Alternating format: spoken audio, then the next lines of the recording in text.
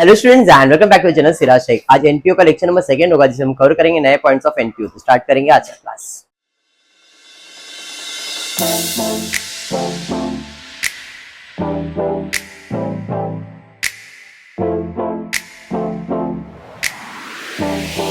Previous lecture में हमने intro ले लिया, एक छोटा सा सम भी ले लिया था। आई होप क्या है एनपीओ समझ में आ गया। आज हम कवर कर रहे हैं टेक्स्ट बुक पेज नंबर 83 सम नंबर 8। ओके, चलिए स्टार्ट करते हैं। क्वेश्चन देखते दिया क्या गया है। Doctor Abhinav Bharat started practice of medical, receipt दिया है, पेमेंट दिया है। हाँ, एनपीओ में कितने अकाउंट बनते हैं? अकाउंट एक और एक स्टेटमेंट से दो अकाउंट नहीं बोलते, एक अकाउंट है और एक स्टेटमेंट है। एक है इनकम एंड एक्सपेंडिचर अकाउंट और एक है बैलेंस शीट। बराबर है। डेबिट में एक्सपेंडिचर आता है, क्रेडिट में इनकम्स आते हैं। यहां पे लायबिलिटीज और असेट, फॉर्मेट में कैपिटल फंड। बराबर, ठीक है। स्टेप्स की बात करेंगे तो सबसे पहला स्टेप है कैपिटल फंड ढूंढना है। ढूंढो कैपिटल फंड किधर है, कहां? ये नहीं रहा। उसके अलावा कैपिटल फंड ढूंढो। Capital fund, capital fund, capital fund, capital fund, capital fund, capital fund, capital fund. Sir है ही नहीं, है ही नहीं, है ही नहीं। तो जब क्वेश्चन में आपको कैपिटल फंड नहीं दिख रहा है तो दो चीज हो सकता है। ये जो एनपीओ है इसका दो चीज हो सकता है। या तो फिर आपको ओपनिंग बैलेंस शीट बनाना पड़ेगा। क्या करना पड़ेगा? ओपनिंग बैलेंस शीट बनाना पड़ेगा। या तो फिर इसका बिजनेस अभी चालू हुआ है। ये दो अजम्पशन रहेगा। क्या अगर क्वेश्चन में कैपिटल फंड नहीं दिया है, अगर क्वेश्चन में कैपिटल फंड नहीं दिया है, अगर क्वेश्चन में कैपिटल फंड नहीं दिया है तो पहला अजम्पशन ये है कि भाई अपने को ओपनिंग बैलेंस शीट प्रिपेयर करना पड़ेगा। क्या करना पड़ेगा? ओपनिंग बैलेंस शीट प्रिपेयर करना पड़ेगा। समझ में आया क्या? और एल्स कि भाई इसने बिजनेस ही अभी चालू किया। अगर बिजनेस अभी चालू किया है तो बैलेंस शीट बनाने की जरूरत नहीं है। क्लियर? तो देखते है क्या। Doctor Abhinav Bharat started practice of medical practitioner on 1st April 2009। उसने 2019 में ही प्रैक्टिस चालू किया है। और अपना जो रिसीव पेमेंट का ईयर एंड है वो क्या है? 31 मार्च 2020। मतलब अप्रैल में उसका बिजनेस 19 में चालू किया उसने और साल कभी खत्म हो रहा है? मार्च 2020। ये तो अकाउंटिंग ईयर हो गया उसका। मतलब इसने बिजनेस ही अभी चालू किया है। इसके पहले इसका बिजनेस आ गया? कोई संसद आ गया? नहीं। मतलब इसका बिजनेस ही अभी स्टार्ट हुआ है।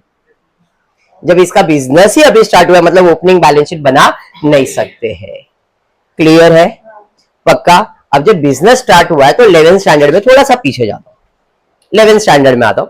11th स्टैंडर्ड में हमने एक डेफिनेशन देखा था कैपिटल का। Anyone who remember what is capital?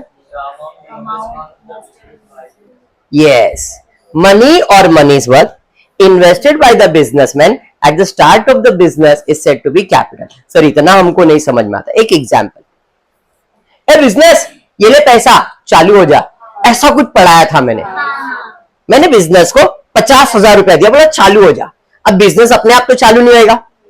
Business में आया बिजनेसमैन। मुझे बिजनेस के पॉइंट ऑफ व्यू से सोचना है, बिजनेसमैन के नहीं। अल्लाह, पैसा किधर से आया रे? बिजनेसमैन ने दिया।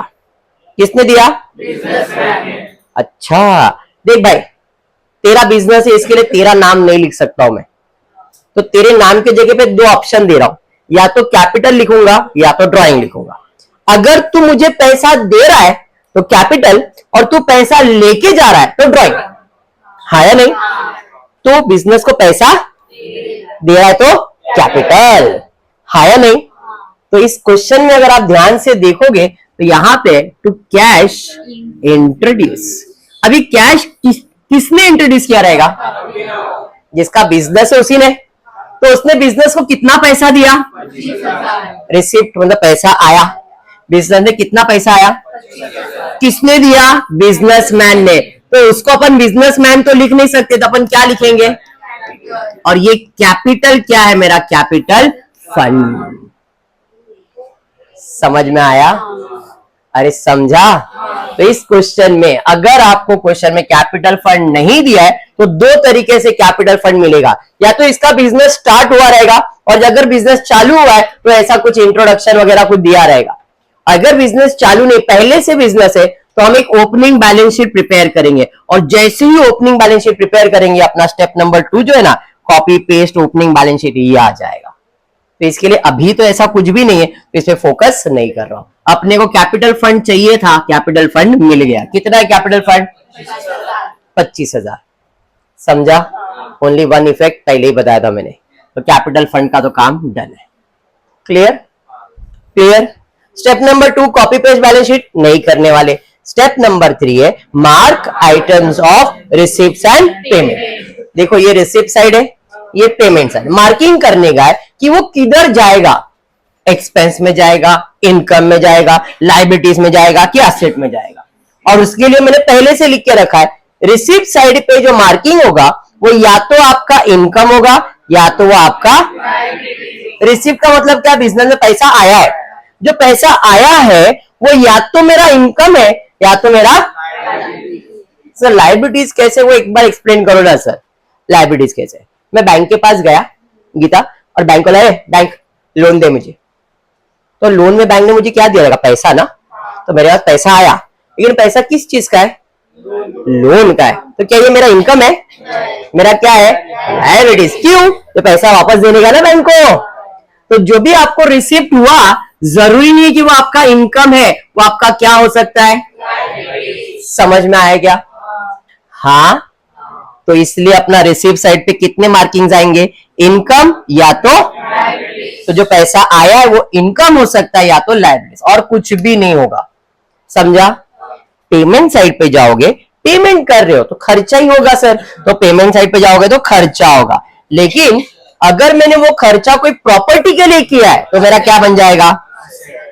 मैंने बिल्डिंग खरीद लिया, अब बिल्डिंग मेरा एक्सपेंस तो नहीं है, बिल्डिंग मेरा असेट है। मैंने फर्नीचर खरीद लिया, मैंने कंप्यूटर खरीद लिया, मैंने सैलरी दे दिया, एक्सपेंस। तो जो पेमेंट है इसमें दो मार्किंग आएगा, एक्सपेंस या तो, और रिसिप्ट है उसमें दो मार्किंग आएगा, इनकम या तो। अभी अपना स्टेप नंबर 3 चल रहा है, मार्किंग करना है कि कौन सा चीज किधर जाएगा। ये किधर भी जाएगा क्या? अब ये डॉक्टर है, इसके बाद पेशेंट विजिट पे आते तो इसको विजिटिंग फीस मिला, रिसिप्ट मतलब पैसा आया, तो इनकम है क्या लायबिलिटीज है? अरे समझा? इनकम है, आय इनकम। समझा? ये डिस्पेंसरी का रिसिप्ट है, उसका कोई क्लिनिक डिस्पेंसरी है, उधर से उसको कोई पैसा मिला, क्या रहेगा? इनकम मतलब आय, छोटा मोटा पैसा मिला। सन्ड्री मतलब छोटा मोटा पैसा मिला, तो उसके लिए क्या है? लायबिलिटीज हो सकता है क्या? इनकम है। समझा ये मार्किंग? समझा? हर्षिता पेमेंट साइड पे जाएंगे। पहला क्या है? फर्नीचर। फर्नीचर के लिए पेमेंट क्या मतलब? असेट। इक्विपमेंट के लिए असेट। Drugs, asset. ड्रग्स क्या होता है?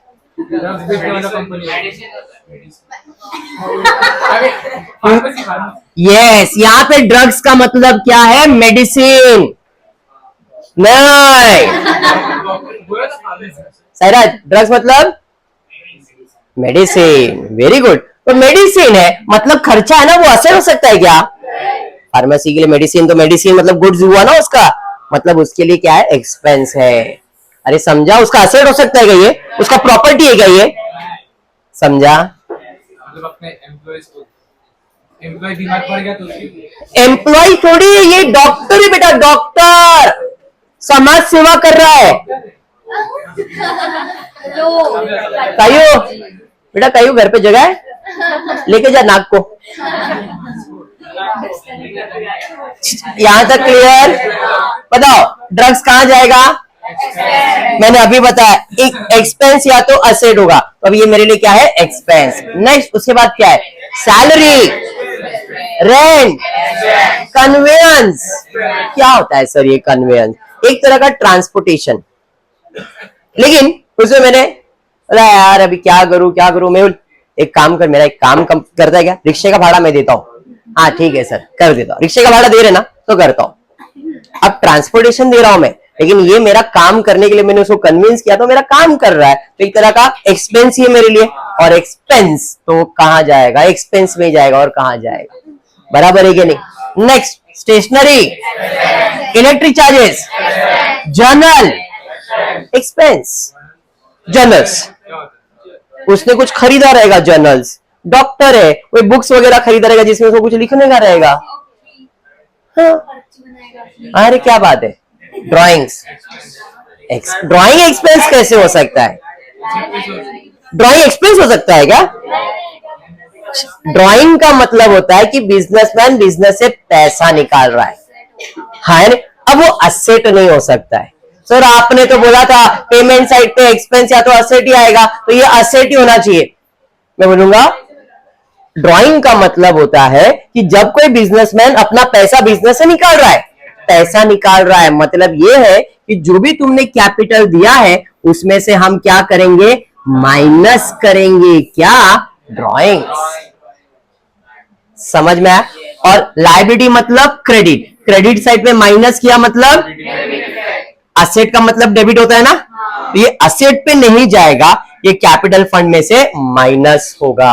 अरे समझा ये पॉइंट। तो ये जो ड्राइंग है, ये ड्राइंग लायबिलिटीज लिखा है मैंने, बट एक्चुअल में वो क्या होगा, कैपिटल फंड में से माइनस। समझा ये, yes. Balance carried down, asset, समझा। ये ब्रॉट डाउन नहीं था क्योंकि इसका बिजनेस ही अभी चालू हुआ है, मतलब पिछले साल का कोई क्लोजिंग विजिंग है क्या इसके पास, नहीं, इसलिए ब्रॉट डाउन नहीं था, सिर्फ कैरिड डाउन। इतना मार्किंग क्लियर। तो आपने स्टेप नंबर 3 कंप्लीट कर लिया। ब्रॉट डाउन को इग्नोर करते बेटा, कल ही बताया था, मन कर, भूल गया तू, बराबर। अरे डन ना, बढ़ो आगे। स्टेप नंबर 4 है read adjustment and star mark items having adjustment. चलो एडजस्टमेंट रीड करते हैं। रिसिप्ट इन अरियर, रिसिप्ट बाकी है, कौन सा रिसिप्ट बाकी है, तो विजिट फीस के ऊपर एडजस्टमेंट है, डिस्पेंसरीज के ऊपर एडजस्टमेंट है, दोनों को मार्क कर दिया। अरे समझा ये।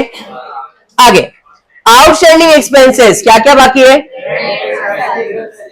रेंट को स्टार मार्क कर दिया, सैलरी को स्टार मार्क कर दिया, एडजस्टमेंट है तो स्टार मार्क करना है। स्टॉक ऑफ ड्रग्स, जैसे ही स्टॉक ऑफ ड्रग्स आया, मुझे मुझे मुझे मुझे दिमाग में थोड़ा सा प्रेशर आ गया।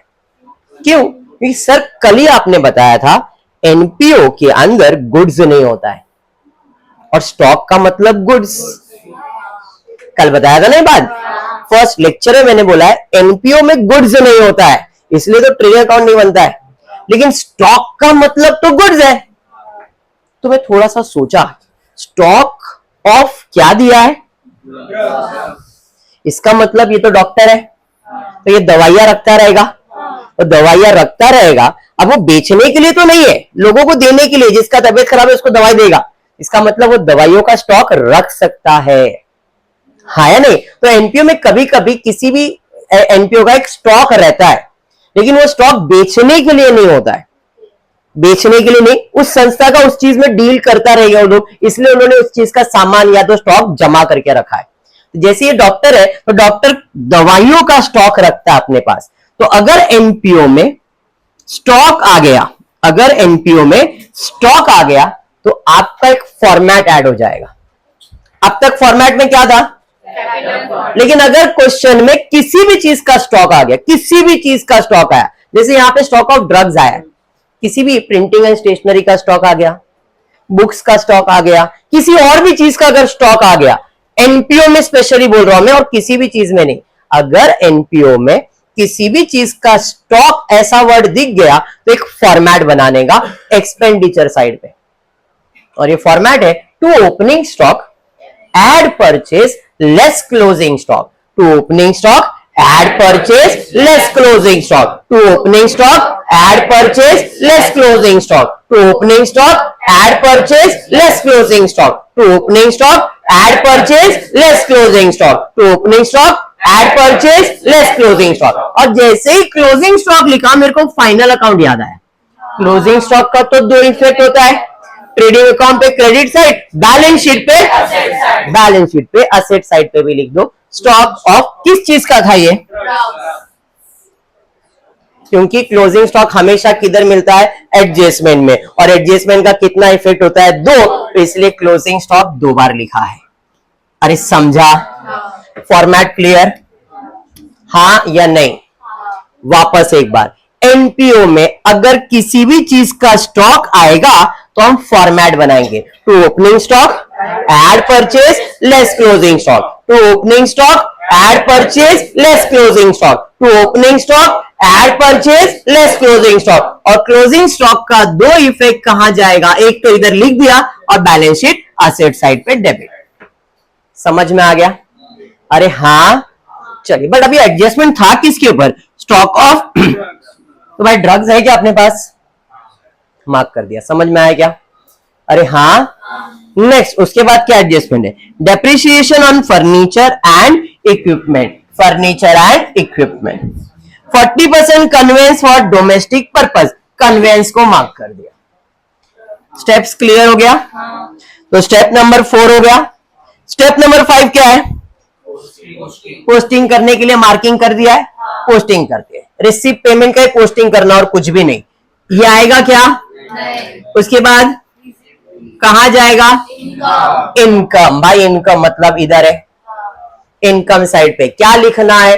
टू विजिट नहीं भाई, इधर बाय विजिट फीस। कितना? 10,000। लेकिन इनर कॉलम में क्योंकि उसको स्टार मार्क किया है, एडजस्टमेंट है तो इनर कॉलम में। समझ में आया क्या? आगे बढ़ेंगे। रिसिप्ट फ्रॉम डिस्पेंसरी कहां जाएगा? इनकम में। अब क्योंकि इसके ऊपर एडजस्टमेंट है तो एक लाइन छोड़ दो, फिर नेक्स्ट लाइन पे लिखो बाय रिसिप्ट फ्रॉम डिस्पेंसरी। कितना है? स्टार मार्क किया है तो इनर कॉलम। अरे समझा? सन्ड्री रिसिप्ट कहां जाएगा? स्टार मार्क किया है क्या? इसके बाद एडजस्टमेंट है, एक लाइन छोड़ दिया, bye sundry receipt outer column में, क्योंकि कोई एडजस्टमेंट नहीं है। समझा? समझा? फर्नीचर कहां जाएगा? बैलेंस शीट में टू और बाय नहीं लिखते, तो फर्नीचर स्टार मार्क है तो अमाउंट इनर कॉलम में। समझा? इक्विपमेंट कहां जाएगा? इसके ऊपर एडजस्टमेंट, एक लाइन छोड़ के इक्विपमेंट लिख दिया। कितना?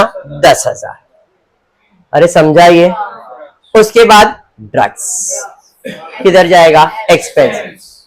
एक्सपेंस में अलग से लिखेंगे नहीं, मैंने आपको अभी बताया अगर किसी भी चीज का स्टॉक है तो ये फॉर्मेट बनाते।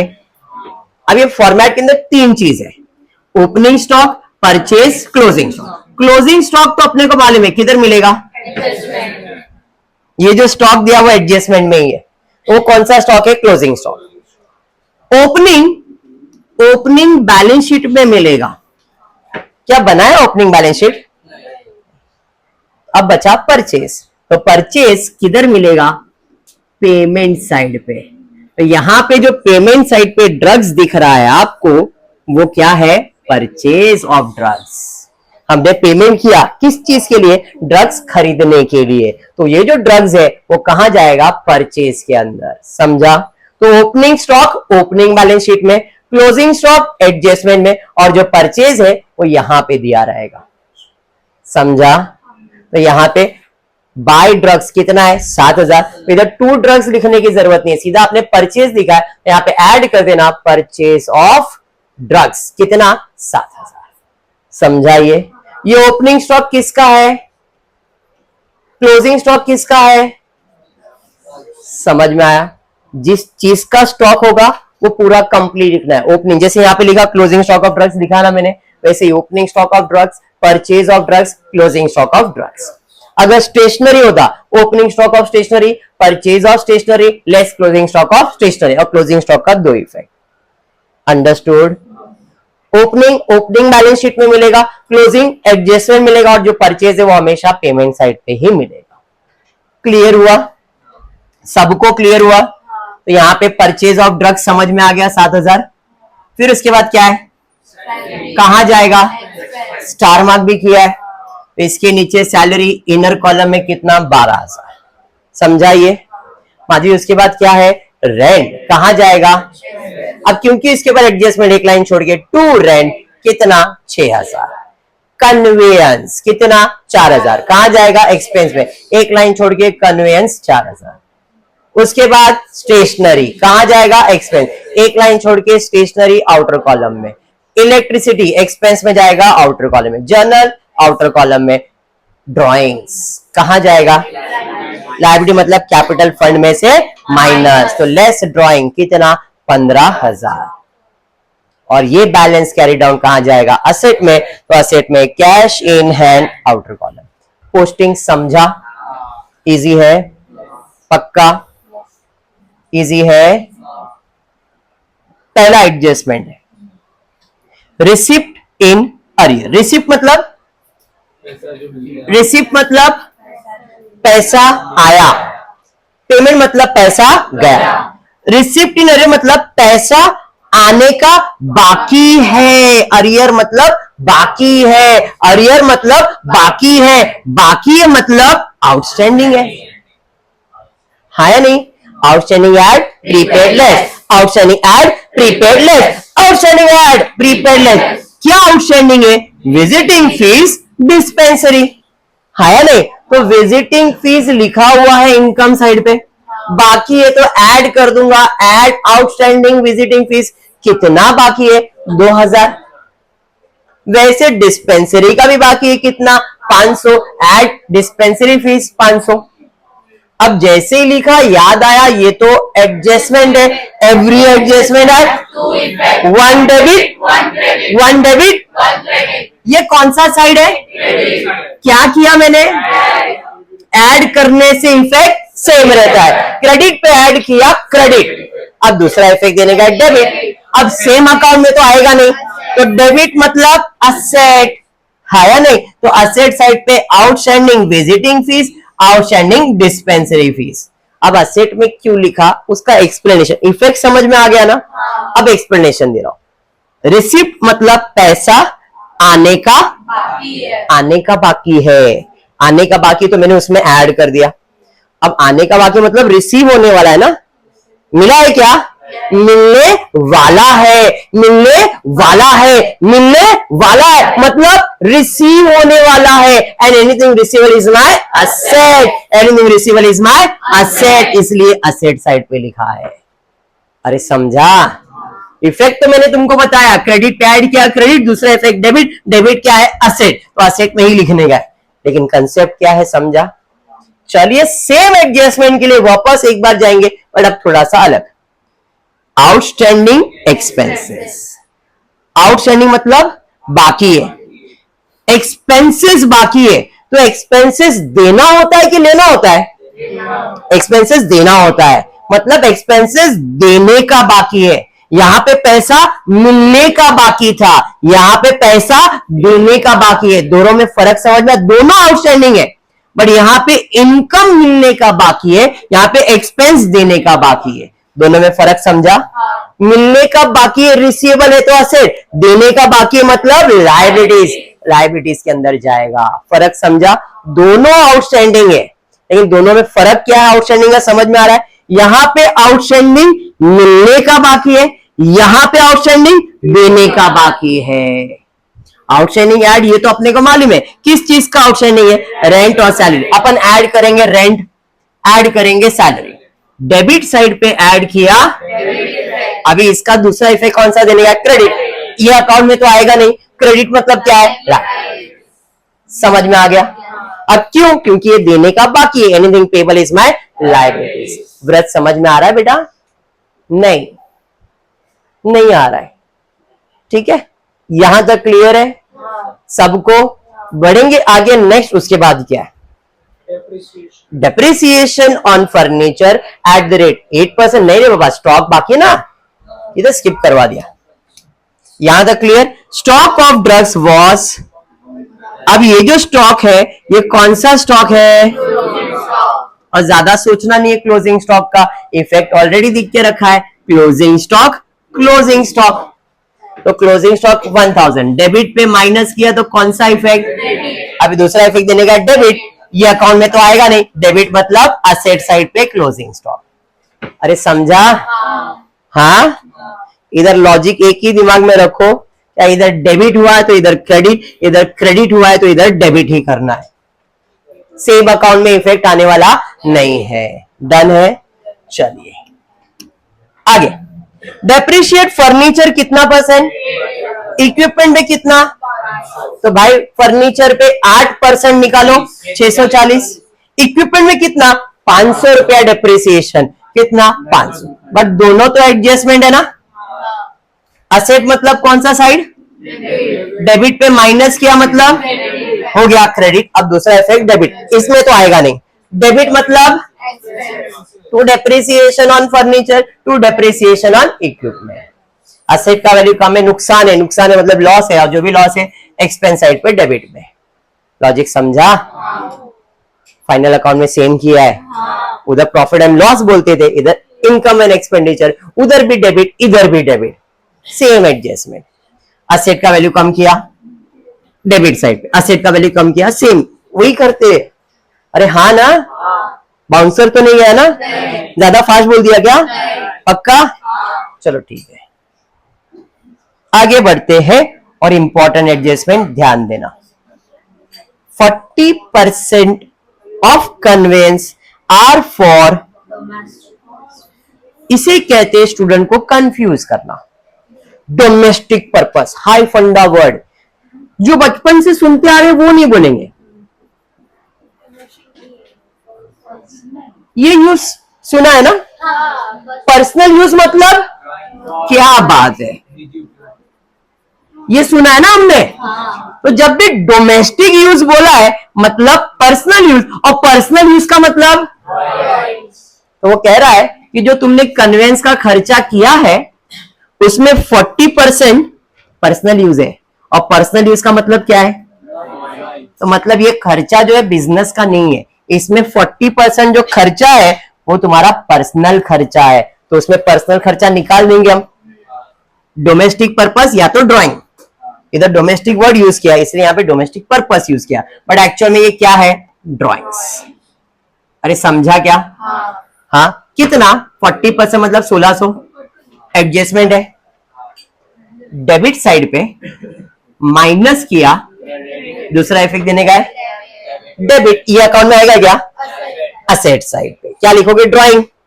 फिर से पागल बन गए आप लोग, अभी इधर भी ड्राइंग था ना, क्या मैंने उसको असेट पे लिखा, क्या किया मैंने उसको कैपिटल में से माइनस, तो फिर से ड्राइंग आया, लेकिन असेट पे लिख सकता हो क्या, नहीं, तो उसे क्या करना पड़ेगा, कैपिटल में से माइनस, ड्राइंग्स कितना 1600। ये है तुम्हारा क्रेडिट साइड, क्रेडिट पे माइनस किया तो कौन सा इफेक्ट हो गया, डेबिट इफेक्ट। हाँ फिर से 2 बार बोलूंगा मैं, ध्यान दो। कन्वेंस के ऊपर एडजस्टमेंट था, क्या एडजस्टमेंट था कि तुमने कन्वेंस का खर्चा कितना किया, बिजनेस का खर्चा है मैंने लिख दिया, बट एडजस्टमेंट आया उसके ऊपर कि उसके अंदर 40% जो है वो किस चीज का है, पर्सनल मतलब ड्राइंग है।